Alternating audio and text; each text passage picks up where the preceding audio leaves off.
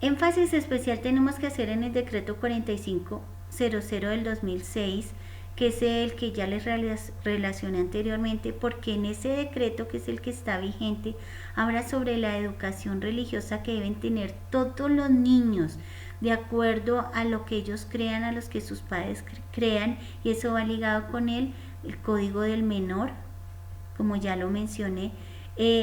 Tienen que recibir educación religiosa de las que ellos, sus creencias, no tienen por qué obligarlos a entrar a clases que son de otras religiones que no nos competen, como ustedes pueden ver ahí en la diapositiva. Nosotros tenemos que tener profesores, docentes preparados en cada área de la parte de religión en cada colegio. Sin embargo, eso no se está cumpliendo. Tenemos que tener una estrecha coordinación entre toda la comunidad educativa y la iglesia para poder prestar ese servicio adecuadamente. Tenemos que hacer una evaluación de cómo se está prestando, y los docentes, las calificaciones, cualidades, todo lo que deben cumplir para acceder a ello. Todo esto quedó en ese decreto 4500. Les recomiendo que lo lean, sobre todo los que tienen hijos pequeños, sobrinos o familiares en etapa todavía de educación, y así no los tengan. Es recomendable, porque cuando nos llamen a nosotros a asesorar a alguien o a prestarle ese servicio, tenemos que saber cómo guiarlo y a dónde acudir y a qué norma acogernos. Vamos a adentrarnos un poquito en la ley 133 del 94. Yo sé que este tema es muy pesado, que es un tema que cansa, porque definitivamente nosotros no estamos acostumbrados a ellos, pero les comento que es muy importante conocerlo. He tenido dentro de mis alumnos de capellanes muchos, cuando ya se han ordenado, que me llaman a que les colabore en qué leyes que se debe aplicar ante determinado caso que ellos están viviendo, inclusive cuando ellos están recibiendo la palabra en su iglesia y que parquearon el vehículo ahí al frente y llegan las autoridades a quitárselo. Tenemos respaldo en la ley que dice que no podemos ser molestados. La ley 133 del 94 consta de 5 capítulos, en que son solamente 19 artículos, pero en los cuales se intenta desarrollar y dar una concreción sobre las múltiples manifestaciones del derecho a la libertad religiosa y de culto. Ahí están los principios generales en el primer capítulo, que ustedes ya pueden leerlo y ya saben cuáles son los principios generales. En ellos se dicen que se pueden manifestar sus creencias, y ante la ausencia de ellas abstenerse de manifestarlos, lo que yo ya les dije. O sea, están reproduciendo específicamente en esta ley lo que ya es un derecho y que ellos sabían que podían tenerlo, pero que quieren que aparezca en otro documento. Las prácticas fúnebres. Para dar cumplimiento a los anteriores derechos, la ley reguló 3 aspectos fundamentales: el derecho a celebrar ritos en las diferentes iglesias y confesiones religiosas, en todos los cementerios. Ustedes también saben que ahorita en toda funeraria, la conservación y destinación específica de lugares de culto que existían y en los mismos, y la posibilidad de conseguir otros lugares para culto, además, vuelvo e insisto, en los cementerios. Esto es importante porque fíjense que hasta la ley que desarrolla la alcaldía sobre temas de salubridad en los cementerios tienen que ver con la libertad religiosa, y tienen que reproducir en esas leyes acápites de todo esto. Importante este otro tema. Esa ley dice los efectos civiles de los matrimonios religiosos y de las sentencias de nulidad. Como ya les expliqué, si alguno de los pastores que firmaron esos convenios, ese convenio número 01, efectúa un matrimonio civil y que está autorizado ante la ley, esos pastores también pueden solicitar la nulidad de esas sentencias, pero solo esos pastores, no cualquier pastor. Esos efectos civiles del matrimonio religioso, ahorita como cristianos, es igual para cualquier ciudadano que profese cualquier religión. Entonces ya les expliqué que el único matrimonio que tiene aquí validez en Colombia es el matrimonio civil. Vuelvo y repito, matrimonio católico para que nazca la vida jurídica con efectos civiles debe registrarse ante notaría. Por eso uno debe ir allá y llevar su registro o su partida de matrimonio y registrarlo, porque de acá mañana, si se quieren divorciar esa parejita de católicos y no lo han registrado civilmente, deben empezar por registrarlo civilmente. Ahora, la asistencia religiosa y pastoral, la expliqué ya, la enseñanza e información religiosa, la no discriminación, todos estos 13 ítems que tienen acá, ya los expliqué anteriormente, solo que los resumo para cuando ustedes estén viendo sus diapositivas tengan como recordarlos. Bueno, ¿cuáles son las actividades que están excluidas del derecho a la libertad religiosa? La Ley Estatutaria de Libertad Religiosa excluyó del ámbito de protección de la misma ciertas actividades, y esa en su artículo 5 dice: no se incluyen dentro del ámbito de aplicación de la presente ley las actividades relacionadas con el estudio y experimentación de los fenómenos psíquicos y parapsicológicos, el satanismo, las prácticas mágicas, supersticiosas o espiritistas u otras análogas ajenas a la religión. Es decir, yo digo que practico la religión. En este caso, ¿no? La persona puede decir: yo practico el satanismo como religión, entonces ahí se acepta, pero las prácticas satánicas no, porque nosotros sabemos que las prácticas satánicas incluyen sacrificios, incluyen, digamos, homicidios de personas, de animales, tenemos expuestas nuestros niños y muchas personas al derramamiento de sangre o al pasar por fuego. Y solo esos ritos no están contemplados en ese derecho a la libertad religiosa. Específicamente, recuerde que estamos hablando de la ley que da el nacimiento y a nuestro convenio. O sea, no se confundan con el de la Constitución, porque recuerden que tocó adoptar esto, ya que esta ley en cierta manera estaba como violando lo que se hacía en la Constitución, entonces tocó más adelante arreglarla. Entonces, por ahora el satanismo como religión sí se puede practicar. Si los artículos 18 y 19 de la Constitución reconocen el derecho a ser satanista o nigromante, ¿sabemos qué es nigromante? Es la persona que practica, según ellos, brujería negra, porque hay brujería blanca y brujería negra. Todos sabemos que la brujería es brujería, pero brujería negra es la que tiene muchas prácticas parecidas a los satánicos, y está prohibido al legislador discriminar en la aplicación de la ley sobre la libertad religiosa a quienes adoptan sistemas de creencias condenados por la doctrina cristiana. Es decir, nosotros como cristianos públicamente no podemos rechazar esto. Lo que podemos hacerlo es a nivel espiritual, con oración y con ayuno, con guerra espiritual, creando muchos mecanismos de defensa con todas las herramientas que el Señor nos ha dado. Vamos a hacer unos comentarios sobre esta ley. Se requería una ley que armonizara y concretara muchos aspectos necesarios para su efectiva aplicación, teniendo además en cuenta su estrecha relación con otros derechos. ¿Saben qué pasó con esta ley? Y que es importante que ustedes lo sepan.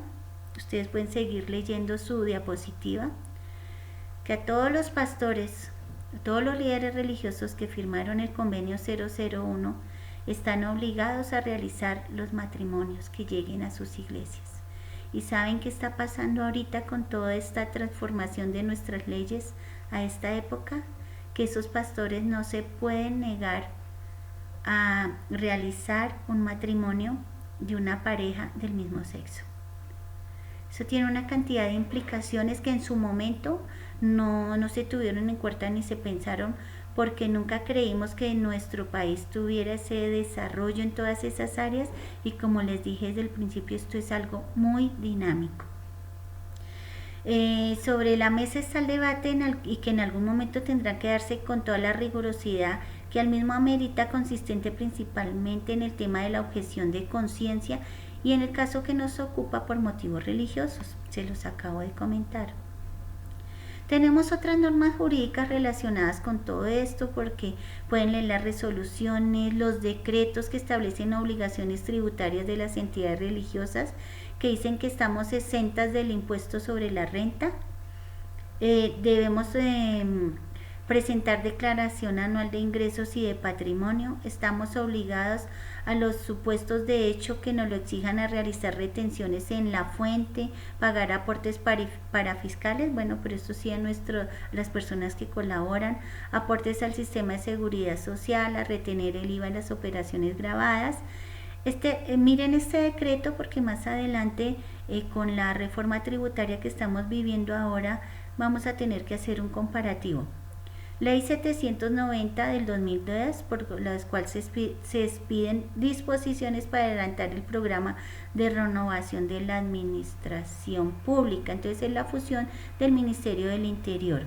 Luego viene el decreto 200 del 2003, por lo cual se determinan los objetivos para esto del Ministerio del Interior.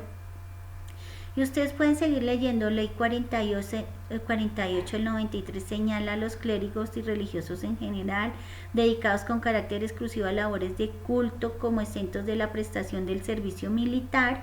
Y es aquí cuando se han presentado.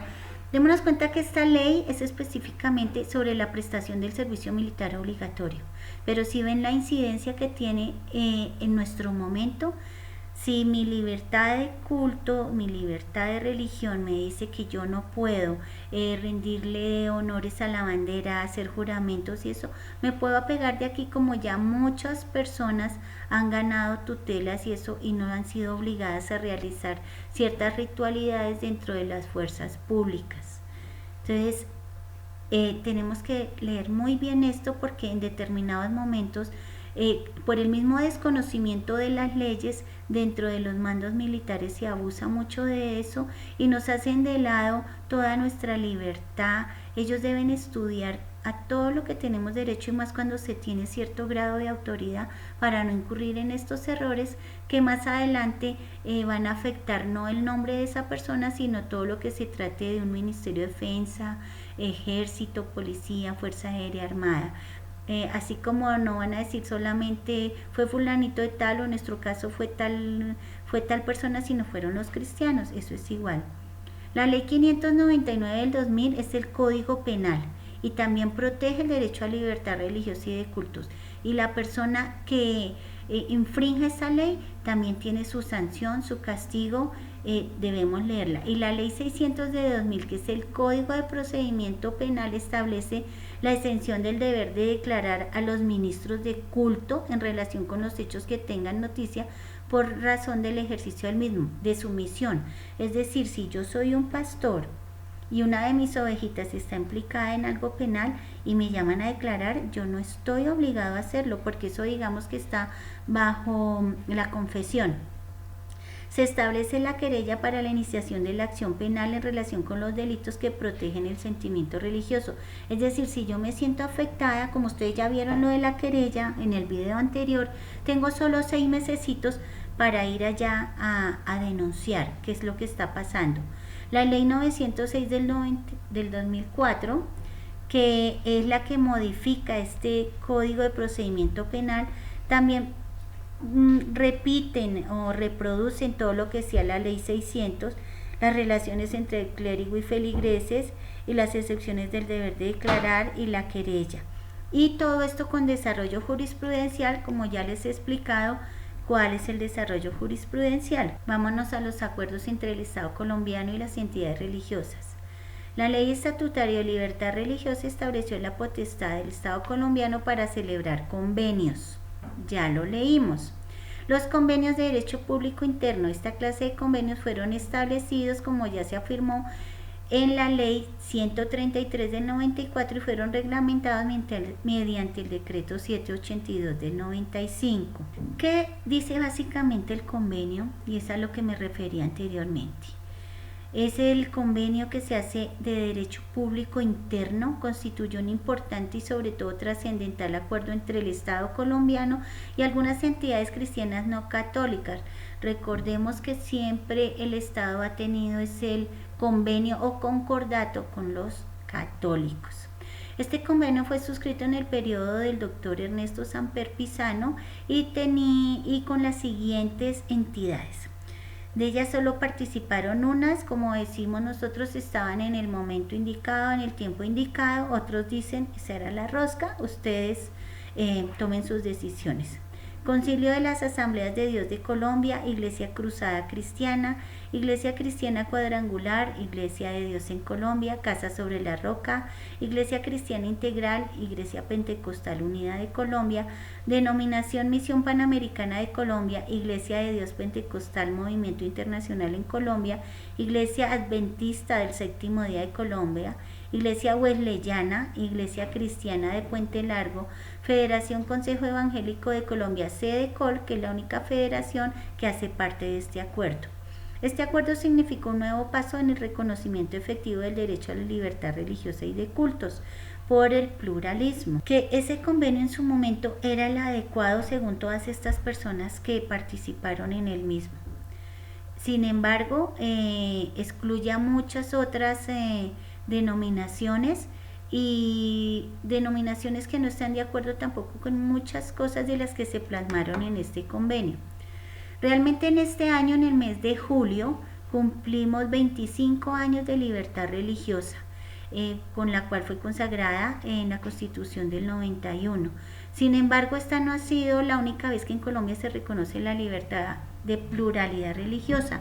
Si estudiamos un poco en la Constitución Política de 1853, también se presentó un grande avance garantizando este derecho, porque decía el artículo 5, dice: la República garantiza a todos los granadinos la profesión libre, pública o privada de la religión que a bien tengan, con tal de que no turben la paz pública, no ofendan la sana moral, ni impidan a los demás el ejercicio del culto.